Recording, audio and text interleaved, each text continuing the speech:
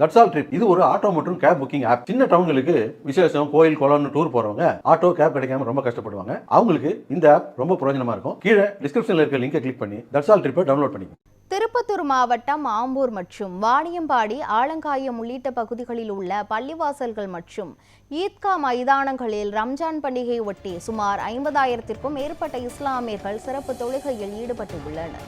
இது குறித்த கூடுதல் விவரங்களை வழங்குவதற்காக நமது செய்தியாளர் சீனிவாசன் இணைப்பில் உள்ளார். சீனிவாசன், அங்கு இஸ்லாமியர்களின் வழிபாட்டு முறைகளை பற்றி சொல்லுங்க. மேலும் அவர்கள் என்னென்ன பிரார்த்தனைகளை இன்றைய நேரத்தில் முன்வைத்திருக்கிறார்கள் சொல்லுங்க.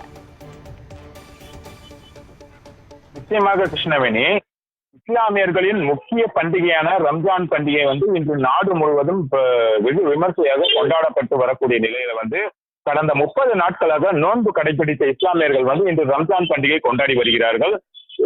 திருப்பத்தூர் மாவட்டம் வாணியம்பாடி, ஆம்பூர், ஆலங்காயம், உமராபாத், வாங்கிஷா உள்ளிட்ட பகுதிகளில் உள்ள ஈத்கா மைதானங்களிலும் பள்ளி வாசல்களிலும் சுமார் 50,000க்கும் மேற்பட்ட இஸ்லாமிய மக்கள் சிறப்பு தொழுகையில் ஈடுபட்டு வருகிறார்கள்.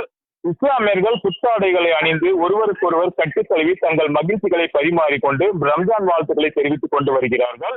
ஆம்பூர் பகுதியில் இருக்கக்கூடிய ஈத்கா மைதானத்தில் நடைபெற்ற ரம்ஜான் சிறப்பு தொழுகையில தேமுதிக பொருளாளரும் மாநிலங்களவை உறுப்பினருமான LK சுதீஷ் மற்றும் ஆம்பூர் திமுக சட்டமன்ற உறுப்பினர் வில்வநாதன் ஆகியோர் கலந்து கொண்டு அந்த சிறப்பு தொழுகையை முடித்து வரக்கூடிய இஸ்லாமியர்களுக்கு ரம்ஜான் வாழ்த்துக்களை தெரிவித்து வருகிறார்கள்.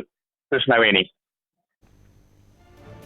திருப்பத்தூர் மாவட்டத்தில் ரமலான் பண்டிகையை ஒட்டி 50,000க்கும் மேற்பட்ட இஸ்லாமியர்கள் சிறப்பு தொழுகையில் ஈடுபட்டு இருக்கின்றனர். இது குறித்த முழுமையான விவரங்களை வழங்கியதற்கு நன்றி சீனிவாசன்.